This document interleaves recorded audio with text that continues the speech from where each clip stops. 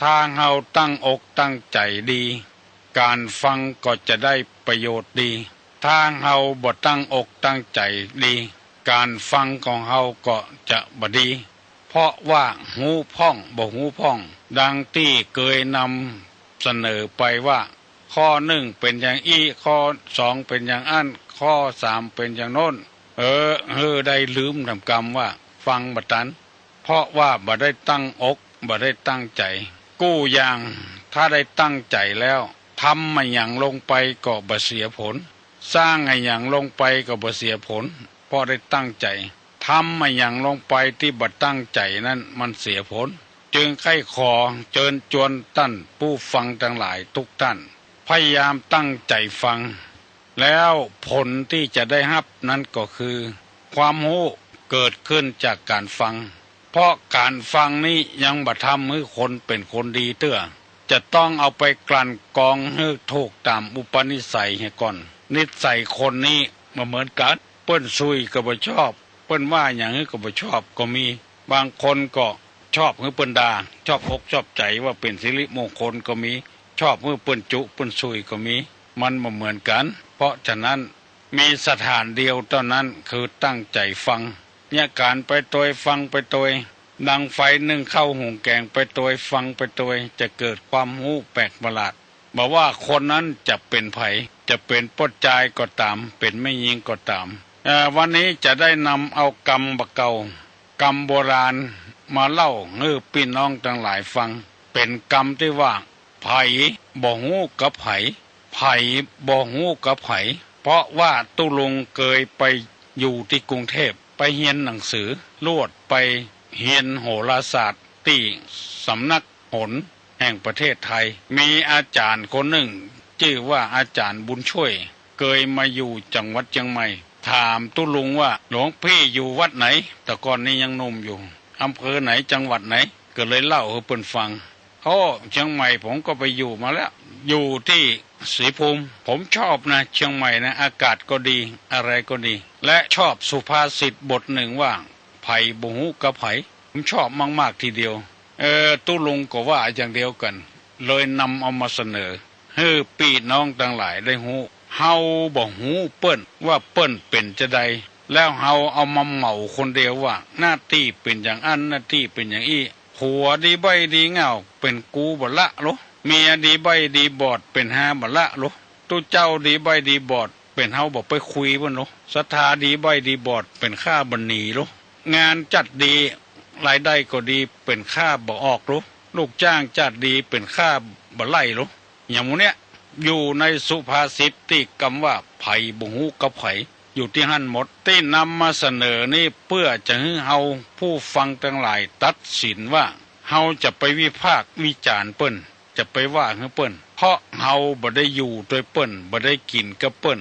มันอาจจะเป็นไปได้เพราะเฮาบ่ได้อยู่กับเปิ้นไผบ่ฮู้กับเป็นพญาติพญามเพราะอะไรหยัง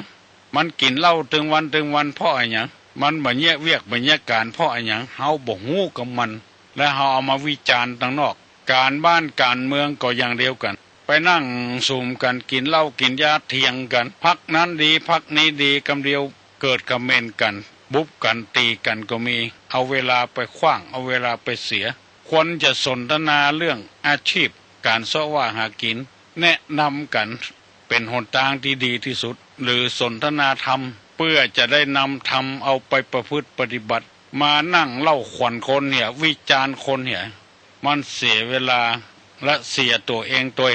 คนที่มันได้ยินแล้วบ่พอใจกลับมาด่ามาแจ้งทำทางที่ดีที่สุดในพระพุทธศาสนาว่าอยู่อย่างสันติอยู่อย่างสงบอยู่ปอไผ่ปอมันบ่เข้าหากันบ่สมสู่อู้สนทนากันอย่างที่เฮาฟังเวลาเนี้ยตั้งใจฟังแล้วจะได้สติปัญญาบ่ใจว่าจะเป็นคนดีง่ายๆมีพระพุทธภาษิตรับรองไว้ว่าสุดสูสังละพะเตปัญญังแปลว่าฟังด้วยดีย่อมได้ปัญญาฟังเป็นแปลนะไม่ใช่ว่าฟังความด้วยดีจะได้เป็นคนดียังบ่ใจเตื้อฟังด้วยดีย่อมได้ปัญญาคือความรู้ความฉลาดสว่างไสว บ่เก้อบ่เขินเวลาเปิ้นถามอันใดมาตอบได้ทันทีรู้ได้ทันทีเพราะเกิดจากการฟังปัญญาเกิดจากฟังนี่ภาษาบาลีว่าสูตมยปัญญาปัญญาเกิดจากการฟังเพราะฉะนั้นกรรมว่าไผบ่ฮู้กับไผคงจะเป็นประโยชน์กับส่วนรวมบัดใจน้อยเพื่อเฮาจะได้นำไปกึดไปใจเพราะเฮาบ่ฮู้กับเปิ้นเป็นเฮาจะเป็นอย่างอันอย่างอี้เป็นค่าบ่เอาลุอย่างหมู่นี้เป็นต้นเพราะเฮาบ่ฮู้กับเปิ้นไผบ่ฮู้กับไผปีนี้เป็นปีมงคลดังที่พ่อแม่พี่น้องท่านผู้ฟังทั้งหลายรับทราบว่าเจ้าฟ้ามหากษัตริย์ของเฮาปกครองราชสมบัติในเมืองไทยบ่อาจเอื้อมไปปกครองเมืองอื่นบ่ลู่บ่แย่งเอาของไผกล้าของตัวนี่กินกรรมขว้างกรรมก็บ่เสี่ยงเปิ้นเลยประกาศว่าเราจักปกครองโดยธรรมโดยธรรมก็คือทศพิธราชธรรมคือราชธรรม10ประการของพระเจ้าแผ่นดินตุลุงได้นำมาเสนอพระมหากษัตริย์เป็นคนมีทานอมิตรทานอภัยทานธรรมทาน2เจ้าฟ้ามหากษัตริย์เป็นผู้มีศีลคำว่าศีลแปลว่าปกติหรือแปลว่าเย็นและแปลว่าเครื่องรักษากายวาจาเรียบร้อยเป็นข้อที่2ข้อที่3ปริจาคะคือการเสียสละช่วยบ้านช่วยเมืองพอกอยคนทุกข์คนยากเจ้าบ้านเจ้าเมืองเจ้าดอยเจ้าเขาฮื้อย่างจากการปลูกฝิ่นปลูกยาบ้าที่จะทำให้คนได้มอมเมาไม่เยเวียกเยการเดียวมีก็ทำลายอย่างเดียวบ่สร้างสรรค์อย่างที่เฮาหันการบ้านการเมืองบ่เดียวเนี่ยแน่จะทำลายกูยังเขยุบสภาก็ยุบเขออกก็ออกประเดี๋ยวนี้เขทำอย่างละแล้วบ่สร้างสรรค์ขึ้นมาก็เลยวุ่นวายกันหมดการค้าการขายก็เลยวุ่นวายหมดเพราะบ่สร้างสรรค์เพราะประชาราษฎร์ยึดอำนาจเป็นประชาธิปไตยพระเจ้าแผ่นดินนี้ปกครองแผ่นดินด้วยธรรมดังที่เราได้ยินกันและข้อที่4อาชวะคือความซื่อตรงได้อธิบายไปเมื่อตะว่าออ่างสระอาชอช้าง2ตัวละวอแหวนสระอาชวะคือเป็นผู้ที่ซื่อตรงต่อประเทศชาติบ้านเมืองบ่กดในข้องอในกระดูกบ่โลภบ่อำอย่างของไผเปิ้นเจิญไปที่ไหนเสด็จไปที่ไหนเมื่อฮับแล้วก็ไปเมื่อบ่มีเหตุขัดข้องอันนี้เรียกว่าซื่อตรงเป็นมาด้วยดีหัวใจกุคนจึงพระเจ้าแผ่นดินตกอยู่ในหัวใจคนกุคนบอกว่าไผ่คนนั้นเศรษฐีญาติจกวันนี้ปกคนขอทุเจ้าพ่อนายพ่อใจไม่ยิงเคารพนับถือพระเจ้าแผ่นดินว่า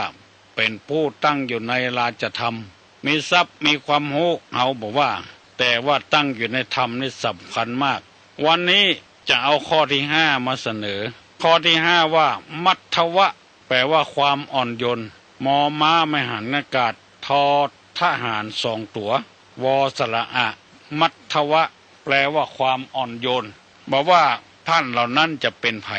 ตั้งแต่พระเจ้าฟ้ามหากษัตริย์พระบรมราชินีนาถลูกปัจจัยลูกไม่ยิงพระเจ้าลูกเธอลูกยาเธอพระหลานพระบรมวงศานุวงศ์เฮาหันกิริยามารยาทอ่อนโย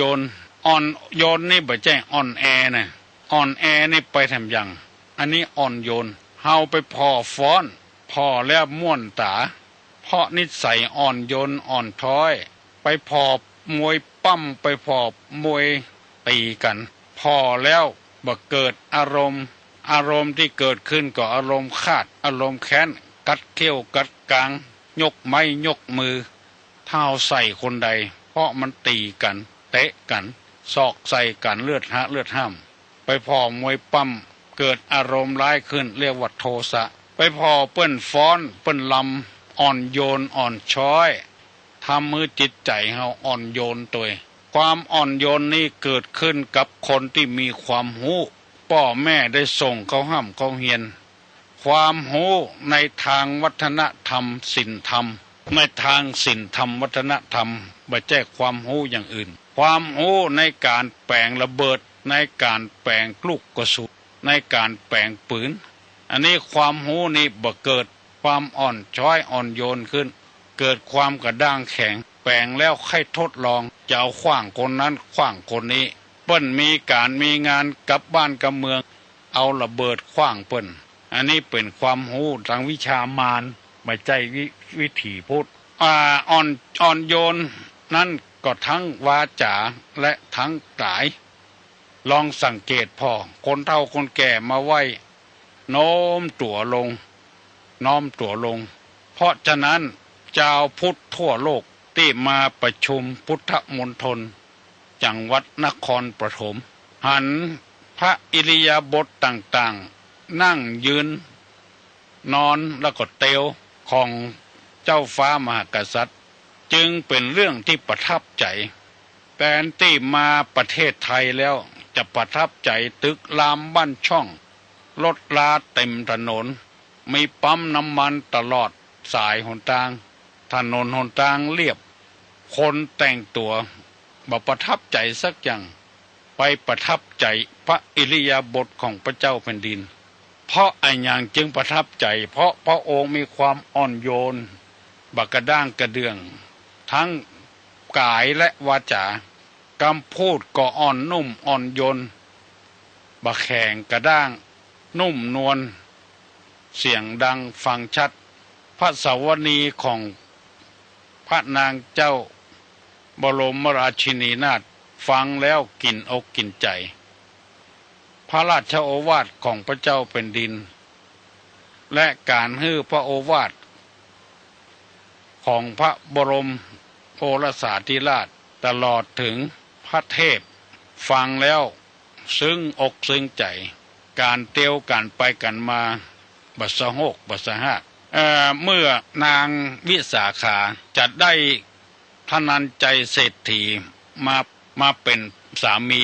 เปิ้นฮื้อคนไปเสาะคนใดที่จะสมควรแก่ทนันใจเศรษฐีวันหนึ่งคนที่เสาะไม่ยิงจะเอามาเป็นกู้ข้างของทนันใจเศรษฐีไปย่างอยู่ประตูเมืองไปหันใส่นางวิสาขาแต่งตัวมาเพราะว่าไปอาบน้ำแม่คงคาล้างบาปมาฝนตกพอดีเปิ้นล่นกันหมู่บริวารของนางวิสาขาล่นกันเพราะฝนตกนางวิสาขาบ่ล่นหมู่ที่ไปเสาะหาแม่ยิงเป็นตัวแทนของทนันใจเศรษฐีก็ไปถามว่าเปิ้นล่นกันหมดตกหมดเสียงนางเป็นจะใดบ่ล่นนางก็เลยอู้อย่างฉะฉานเลยสิ่งที่ล่นมางามนั้นก็คือจ้างทรงของพระเจ้าแผ่นดินที่ประดับประดาเครื่องทรงล่นมางามมันแตกกระจายก้อยเตี้ยวไปอันสองสมณะชีพราหมณ์จะเป็นตุเจ้ากะเป็นเนนกะเป็นแม่ชีกะเป็นนักบวชกะถ้าล่นมางามแล้วก็สตรีที่แต่งเนื้อแต่งตัวล่นก็บ่งามท่านันใจเศรษฐีได้ยินจากลูกน้องก็เลยเปิงใจนางวิสาขาอันนี้นำมาเปรียบเทียบว่าไม่ยิงถ้ากินเหล้าเนี่ยโห่โห่ห้องห้องเนี่ยในบาร์ในคับในเต้นยะยะย่างติบบนฟอพอแล้วบางงามตาคนใดเอาหมู่นี้มาทำพันเขาว่าเอามาเป็นเมียก็ดีมาแต่งงานก็ดีนี่นักแก่พ่องละมันเจริญรุ่งเรืองกินเหล้าเมาโห่อย่างประจายนี่โห่ห้องแห่ขวตาลเต้นดิดเมาเหล้าเมายาเหี่ยนักแก่พ่องจะเป็นไม่ยิงดีนี่ปัญจกัลยาณีนี่ยากพ่องเพราะนั้นแม่ยิงทั้งหลายควรสำเนียกตัวเก่าหูจักตัวเก่ามีคนหลายคนได้มาเล่าฮือตุลุงฟังว่าแต่ก่อนนี่ผมอยู่กับลูกกับเมียนี่ม่วนนะว่าได้เป็นนั้นฟังกรรมกันผมก็ฟังกับเมียก็ฟังกับผัว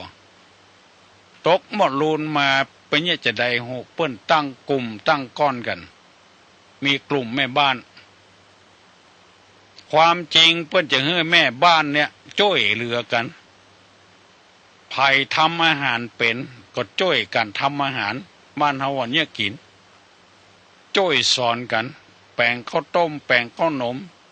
ตัดผ้าตัดกัวแปลงดอกแปลงดวงช่วยกันเปิ้นตั้งกลุ่มกันอย่างอี้มาเมื่อลูนมาโอ้เปิ้นได้ความเห็นแล้วบอกก็บ่ยาว่าก็บ่ฟังไปกินเหล้ากินยากับกันไปเลี้ยงกันกลับบ้านประดึกประดื่นว่าอย่างก็บ่ได้แล้วเถียงเมาเหล้าละกันเป็นกู้เป็นกู้เพราะว่าไปเข้าใจผิดมันบ่อ่อนบ่โยนตามที่ว่านั่นมันไปลุงลังไปเหี้ยกำปากก็ซวกแล้วก็กิริยามารยาทเต้นดีดลูกเอ้ยหลานเฮ้ยคนใดไปได้เมียที่เต้นอยู่ในฟอได้เมียที่อยู่ในบาร์ในครับในสถานที่ลื่นเริมต่างๆมาเป็นเมียเนี่ยคือจำไว้เถอะอนาคตนี่มันจะสดใสนี่หาได้ยากพ้องคนใดจะเสาะลูกเสาะเมียนี่เสาะผัวนี่ถ้าไปได้ที่อย่างอันมานี่กรรมโบราณเพิ่นว่าควายกัดนัดงัวกัดนัดที่ไปขายงัวขายควายเนี่ยถ้าไปซื้อจากที่กัดนัดมาแล้ว1ใส่ดังเหนียวหูดังเหนียวหูดังปึกจุ่งยากหูดังมันแข็งไปแล้ว2เอาขี้ก็สอยเอาเข่าสอยหน้าแข้งบุบหน้าแข้ง3กวนข้าวกวนเจือกข้าวไปนาไปเข้าออกข้าวไปอย่างไปฮอดจะแปลง4ขี้ในแหล่ง5สีเสาห้างงัวตัวใดควายตัวใดถ้าได้ที่กาดนัดนะจะเป็นอย่างเงี้ยพี่น้องท่านผู้ฟังทั้งหลายมายังก็ยังละถ้าเขาซื้อจากแหล่งเปิ้นมาจากที่ในแหล่งเปิ้นในคอกของเปิ้นอันนั้นเฮาฮู้ตระกูลของมันจะเอามาไถให้ไถนาไม่ใส่ล้อก็รู้สึกว่าจะดีอยู่ถ้าบ่ได้กาดนัดก็เหมือนกับได้ไม่ยิงมาเป็นเมียได้ปอใจเป็นผัวจากในบาร์ในครับเพราะนิสัยมันติดอยู่แล้วมันเคยปล่อยเรามามัดมันถึงมาได้เลือกพ่อเนิ่งที่นำมาเสนอนี่เป็นกรรมที่เจ้าฟ้ามหากษัตริย์เปิ้นปฏิบัติอ่อนโยนมีนิสัยอ่อนน้อมอ่อนโยนไม่ย่าไม่ยิงควรจะเป็นอย่างนั้นพจายก็อย่างเดียวกันตุเจ้าพระนายที่มีนิสัยอย่างอี้มันตัดเปอร์เซ็นต์ของตัวออกไปจัดนักปากซวกปากบดีแล้วก็นิสัยหกหักบัดสำรวมอินทรีย์ตาหูจมูกลิ้นกายใจเวลานั่งสวดมนต์ฮับโทรศัพท์มือถือเจ้าบ้านเจ้าเมืองหันแล้วก็ตุเจ้าที่นั่งตัวหันก็พลอยเสียไปตัวปิดไว้แห่ก่อนมาใจนักธุรกิจเสียเงินเป็นล้านเป็นแสนปิดไว้แห่ก่อนสวดมนต์เสร็จแล้วก็ก้อยว่ากันอันนี้กำลังสวดมนต์อยู่โทรศัพท์มาก็เอาคำมันละหรือตาบ่สำรวมเหลียวหั่นเหลียวนี่เวลาเปิ้นกำลังจะแยะอย่างก่อนอู้กันเนี่ยบ่นั่งสำรวมอิริยาบถเรียบร้อยอันเนี้ยทำมือเปอร์เซ็นต์ของพระสงฆ์พระเจ้าอันตรธานไปเข้าในกาดในลีไปซื้อหวยซื้อพักซื้อไม้อันเนี้ยบ่สำรวมเพราะฉะนั้นพระเจ้าแผ่นดินของเราเป็นผู้ที่สำรวมมัทวะนี่เองเป็นคนอ่อนโยนบ่ใจทอมตัวบ่ใจว่าอ่อนแอเป็นคนอ่อนโยนพอแล้วม่วนไม้อ่อนก้อมก็เปลือกขูดเหลาคนเฮานั้นถ้าอ่อนโยนต่อใดมันดีต่ออันปะไผที่ไหนก็ไหวยกมือไหวเปิ้นก่อนเปิ้นก็ไหวเฮาพระเจ้าพระสงฆ์พระเนนกลางตากลางตางก็ยกมือไหวเปิ้นว่าไหวเอาบุญเปิ้นว่าบุญคือความดีนั่นเองอ่ะตุลุงไปหันเปิ้นยกมือไหวบุญรักษาเน้อโยมเน้อบางคนก็ปนย่ำหัวไม่ตีนนะบอกว่าจะได้สักอย่าง มันมาเหมือนกันใครฮื้อชุมชนเราเข้มแข็งโดยการปฏิบัติธรรมไหวไปห่อนก่อนเถอะเพราะว่าไววุฒินี่มันมีหลายอย่างคนหนึ่งคุณวุฒโธคนที่มีความหูนักมีคุณธรรมนักอันนี้ก็ควรยกมือไหว้ถึงจะอายุหนุ่มกว่าเฮาก็ควรไหว้เรียกว่ามีคุณความดีเป็นแก่เป็นแคว้นเป็นพ่อหลวงเป็นกำนันเป็นหมอนั่นหมอนี่เรียกว่าคุณวุฒโธอายุหนุ่มกว่าเฮาก็ควรไหว้ความกระด้างกระเดื่องนั่นเป็นเหตุให้เดือดร้อนอย่างที่พระพุทธเจ้าเสด็จไปสู่เมืองกบิลพัสบรมวงศานุวงศ์บางคนบ่ยกมือไหว้ถือว่าอายุหนุ่มบ่คิดว่าพระพุทธเจ้ามีคุณวุฒิบ่ได้คิดคนเคารพนับถือเสียงถึงบ้านถึงเมืองมีความรู้มีคุณธรรมสองชาติวุฒโธผู้ที่เกิดในตระกูลสูงเจ้าฟ้ามหากษัตริย์เจ้านายตระกูลสูงควรยกมือไหว้ชาติวุฒโธข้อที่สามวัยวุฒโธผู้ที่มีวัยอันสูงอายุนักกว่าเขาก็ยกมือไหว้ไผ่ไหว้ไผ่ก็ได้ป้อไหว้ลูกก็ได้ลูกไหว้ป้อก็ได้ไปพ่อฝรั่งในทีวีสวัสดีครับคุณปัจจลีสวัสดีค่ะคุณปัจจลีสวัสดีค่ะคุณพ่อสวัสดีค่ะคุณแม่เปิ้นว่ามันอ่อนโยนอ่อนน้อมเจ้าบ้านเจ้าเมืองมาหันเลยติดอกติดใจพระเจ้าแผ่นดินเพื่อให้เฮาทั้งหลายได้ประพฤติปฏิบัติตามที่เปิ้นได้ปฏิบัติมาแล้วชุมชนของเขาจะเข้มแข็งขึ้นสถานีวิทยุพระพุทธศาสนาที่ตังมูลนิธิวัดดอยสุเทพตั้งขึ้นก็ดีที่วัดมูลนิธิสุบุญญาภรณ์ตั้งขึ้นก็ดีเป็นการฟังฟรีจะฟังก็ได้บ่ฟังก็ได้บ่บังคับมือกันฟังเพื่อเงื่อเอาได้ฟังแล้วนำไปกึดไปใจถ้าเป็นพ่อเป็นแม่ก็จะได้นำไปสอนลูกสอนเต้าถ้าเป็นครูบาอาจารย์จะได้นำไปสอนนักเรียนให้นักเรียนไหว้ครูบาอาจารย์แปลว่าครูคนใดก็ตามให้ได้ไหว้คนเฒ่าคนแก่อ่อนน้อมอ่อนโยนมัทวะข้อที่5นี้ตามที่นำมาเสนอมาเพื่อเอาได้อยู่เย็นเป็นสุขกับพี่น้องทั้งหลาย